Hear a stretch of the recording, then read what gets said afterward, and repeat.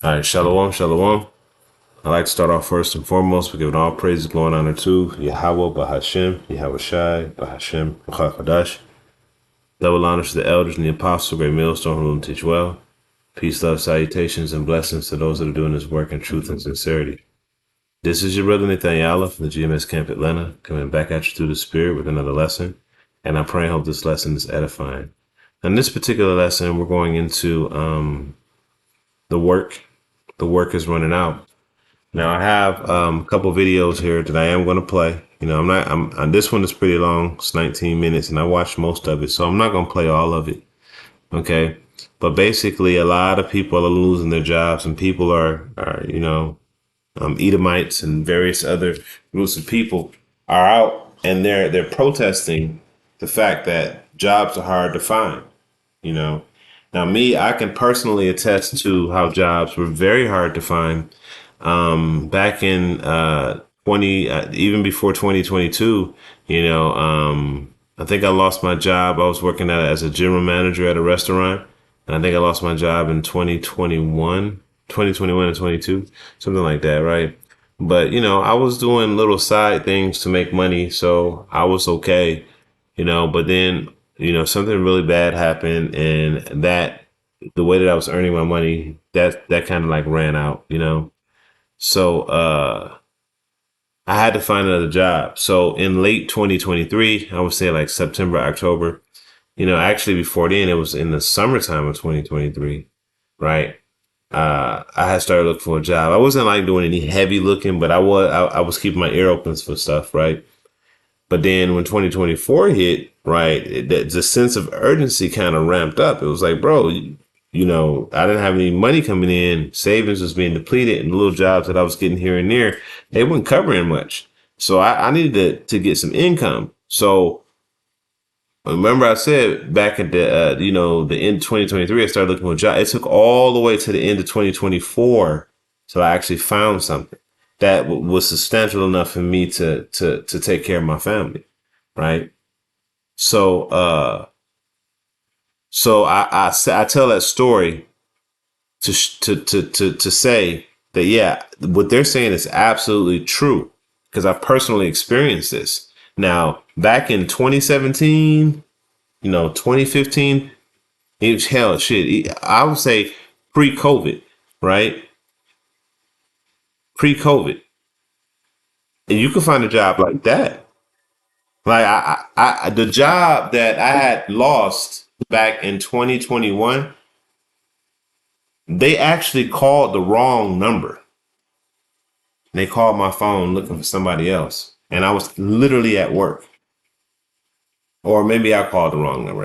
Either or.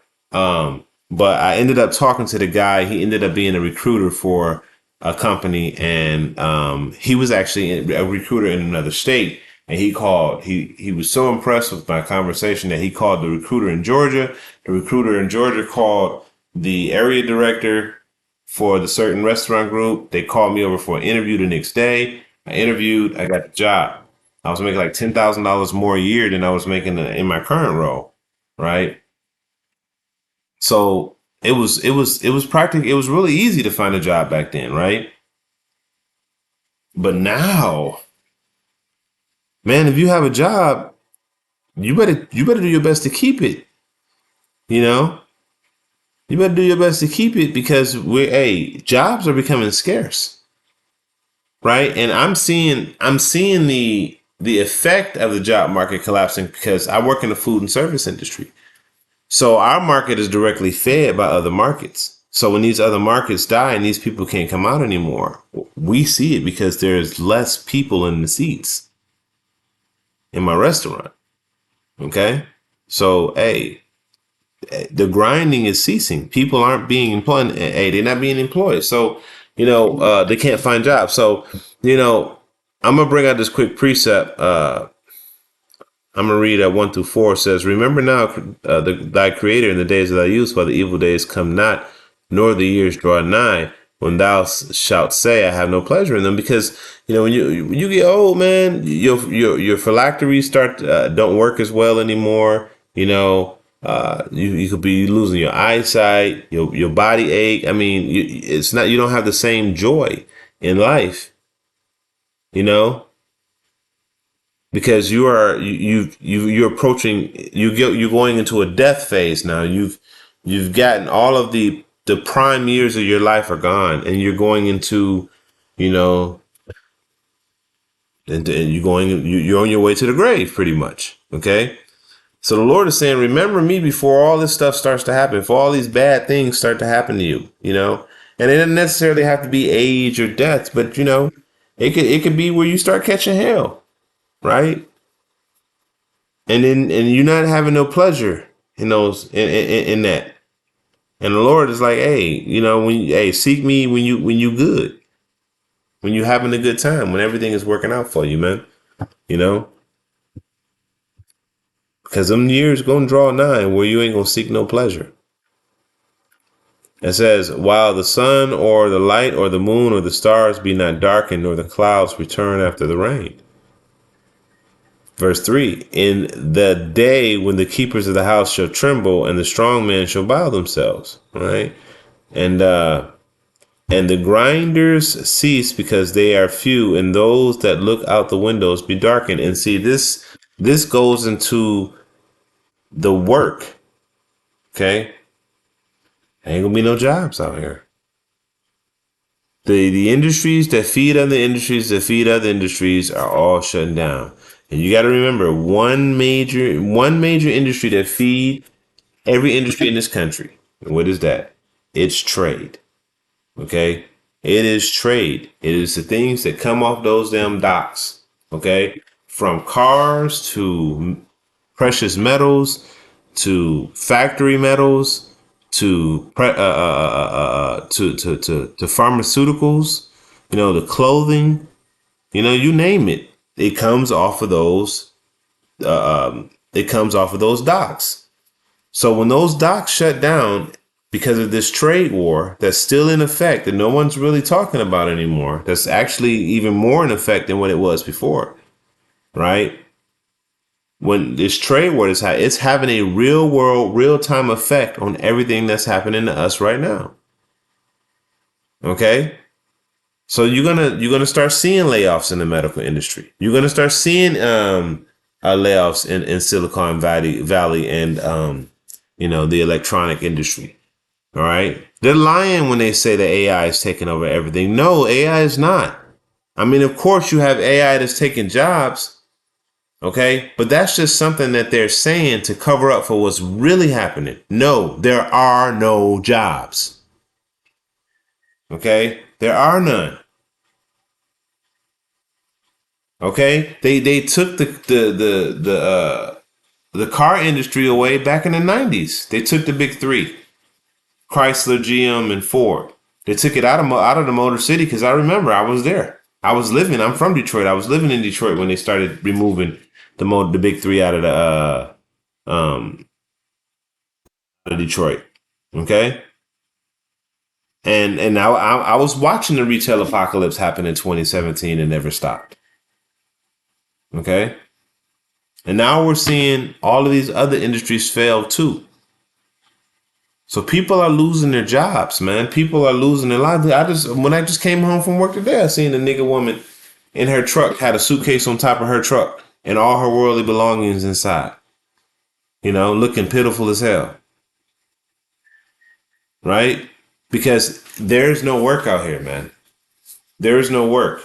It is becoming increasingly difficult to get a job and keep it. All right.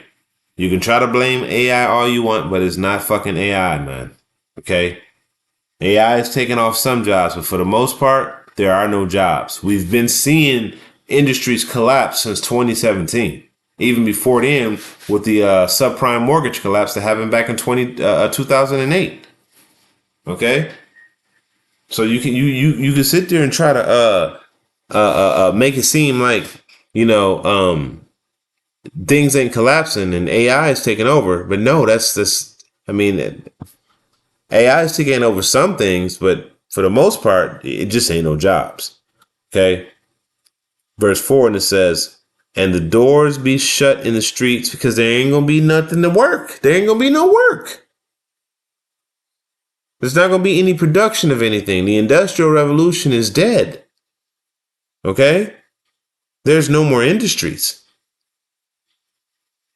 They call the industry that I work the food and service industry. That industry gonna be gone. The medical industry gone. Okay? The clothing industry gone. Everything is gonna be gone. Farming industry gone. Everything that was connected to the Industrial Revolution and the development of that shit is going to be gone. Okay? And they're telling you right in front of your face. It says, when the sound of the grinding is low, and he shall rise up at the voice of the bird, and the daughters of music shall be brought low. And we're seeing all of these things happening right now. You're seeing these goddamn rappers and artists and all of these people that make this debaucherous ass music being defamed, right? And at the same time, you see what? The music industry just collapsing. You see?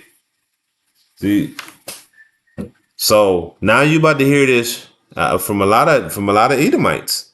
Okay, you about to hear what they about to say, and I ain't gonna play all of them, but I'm gonna let you hear enough of them so you can get. Hey man, it's about to be it's about to get really really bad out here. All right. Intelligence. It's a survey of executives at 93 major banks. And when you have like 200,000 job cuts in the next 3 to 5 years, in fact, I personally think it's more like 2 to 3 years, it's going to be pretty crazy. You know, at this point, AI isn't just replacing repetitive tasks. It's also replacing a lot of their skilled. You see, and that's something that they keep saying AI. No, it's not, man. Like, I mean, this is something that they be wanting to beat home. No, they're not. The scripture saying gonna be no jobs. Okay, there's no way. I mean, AI can, but there's no way in the future. But there's no way all of these industries are just instantly being replaced by AI.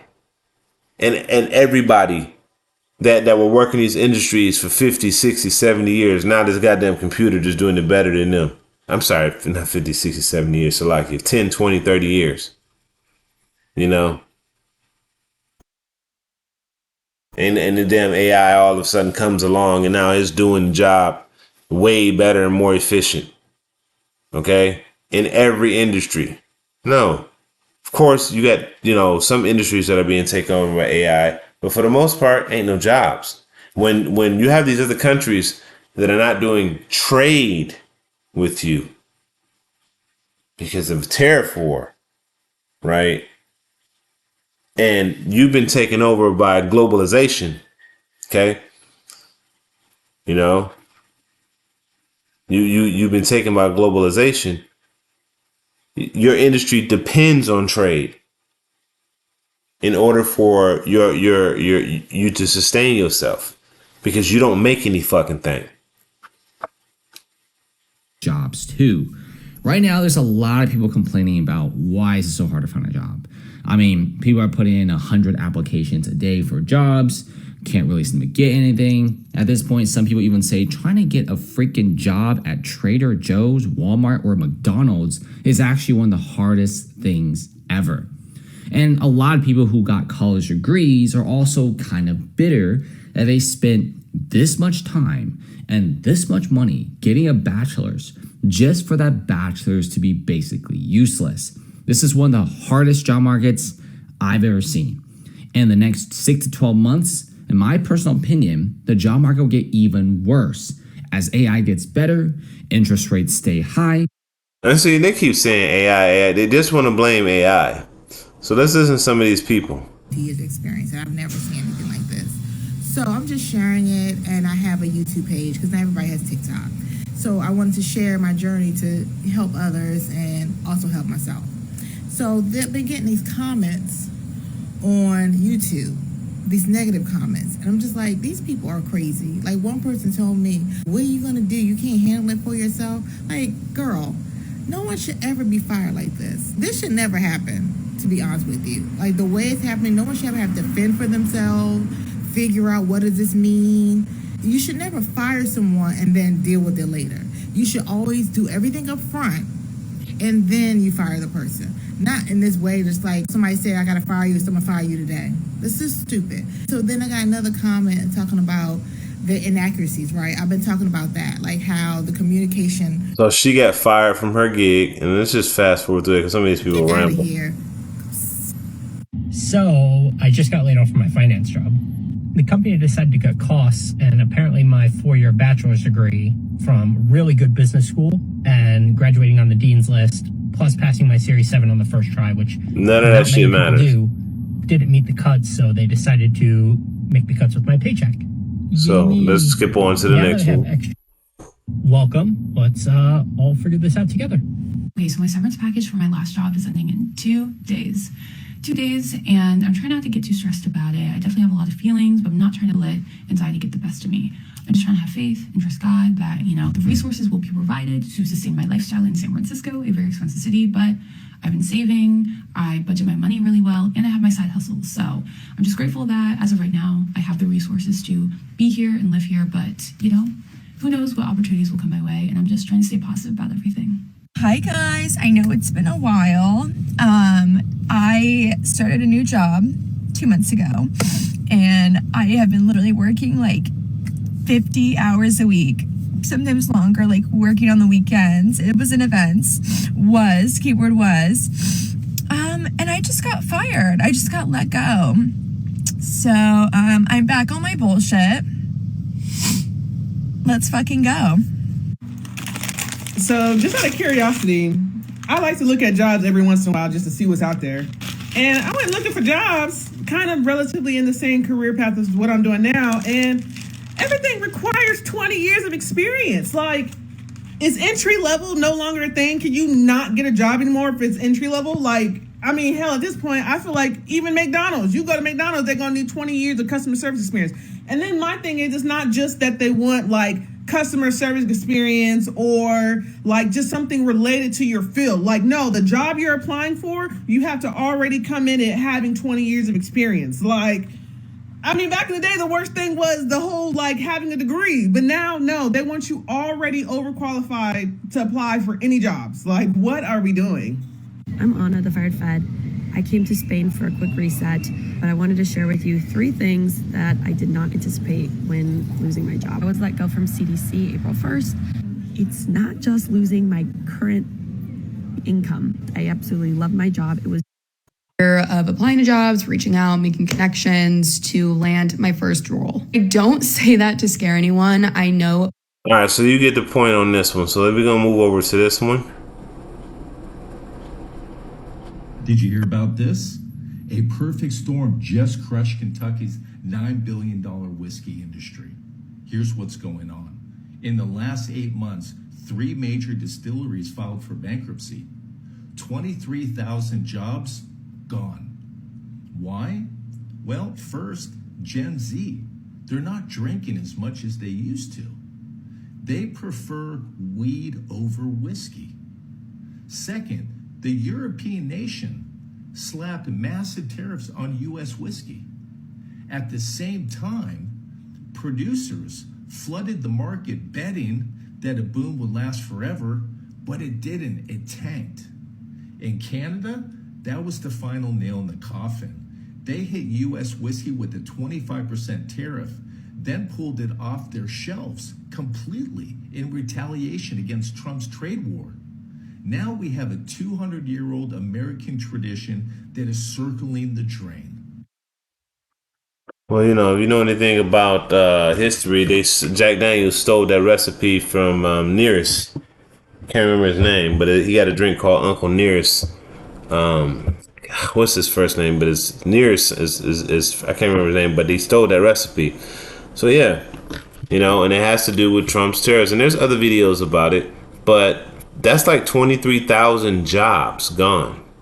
Okay, because this whole entire industry is about to fall for bankruptcy. 23,000 jobs gone on top of it. So was that AI? Was that AI? I don't think that was AI. Okay, that caused that. All right, that was bad policy. Okay, and this whole AI thing is also a product of bad policy. All right, so I'm gonna grab a couple precepts. That was pretty much it right there. So let me go to the 1611.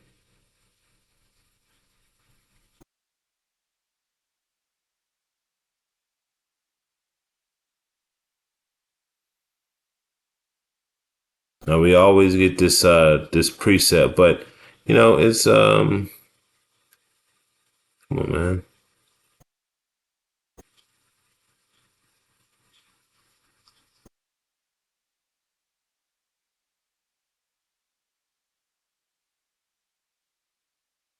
Let's go to that 9.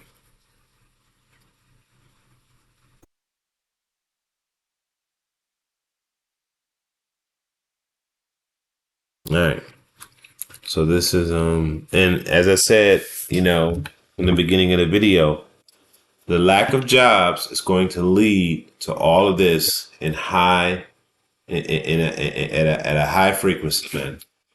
Okay, because when people will have nothing to lose, they lose it. All right, and these people hinge on the system, and they hinge on their ability to provide income for themselves to be able to pay their bills, so that they can do the things that they want to do. They don't depend on Yahweh Shem Yahweh Shai. So when this thing go down, right, these people are about to be through. All right, and it's going to be a lot of bloodshed. This shit is going to be horrible. This is Second Ezra's. We'll start at verse 12. It says, "And Egypt shall mourn, and the foundation of it shall be smitten with the plague and the punishment that Yahweh shall bring upon it." Now, the reason why I brought this precept out was because there are a lot of floods that are happening right now all over the country and all over the world. This is going to damage the supply chain and the food that's being shipped in and out of these states. Okay? Because these roads a lot of them are being destroyed. Okay? And not to mention it's slowing the delivery of things. And I know because I work in the food and service industry, and we are low on a lot of stuff, and it's hard for us to get a lot of stuff because like we were before. And I think it's because they're not getting things restocked like they were before. Okay? And it says, "They that till the ground shall mourn, for their seed shall fail through blasting and hail and the fearful constellation." Exactly. So we're seeing all of these monstrous storms that are coming out of nowhere. These is damaging the food supply. All right, which ultimately is going to damage a number of industries across the United States.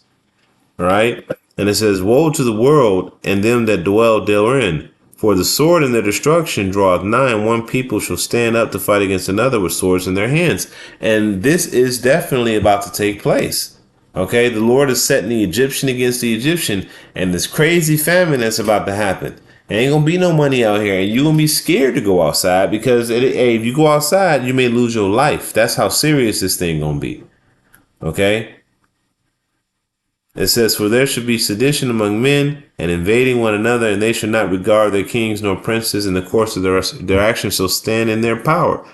And we're seeing that right now. Senators and CEOs are getting murdered and things like that, man. People are starting to buck up against the cops. So imagine when all this shit go. You think people gonna care about your goddamn authority or your courts when they can't earn no money? No, they're not. They're gonna kill your ass. And then on top of that, you cops, y'all are really getting a bad rap. Y'all own people starting to hate y'all. Okay? And they ain't like Jake, because Jake ain't really got no power. But these damn Edomites, man, they'll do something to you. Okay? They're not gonna respond the same way Jake gonna respond. They'll do something to you. All right? They'll get all up in your face. They'll pull on you. Y'all got the same type of energy. They looking at you like you looking at them like I'll put you down. They looking at you like I'll put you down. All right. But Jake gonna be involved in that too. It says a man should desire to go into a city and should not be able for their pride, because of the pride the city shall be troubled, the houses shall be destroyed. Excuse me. And men shall be afraid. Okay. It says, yeah, you ain't gonna want to go outside, just like I just said. You're not gonna want to go outside. It says a man excuse me. It says, a man shall have no pity upon his neighbor, but shall destroy their houses with the sword and spoil their goods because of the lack of bread and for great tribulation. It is going to be horrible out here, man. Horrible. It says great tribulation. And boy, from what we're seeing right now, I can't even imagine, man. It's going to be horrible. And I pray that the Lord protect my family and the brother's family, you know. The spirit and probably how about Shimi Hashai, because man, it's about to get bad. All right. So, hey, the jobs are going away, man. If you have a job, you better do your best to keep it because they're shutting everything down. So with that, I pray this is an edifying lesson, giving all praise going on to Yahweh, Ba'ashem, Yahweh Shai, Ba'ashem, Kakadash. So next time I can say shalom.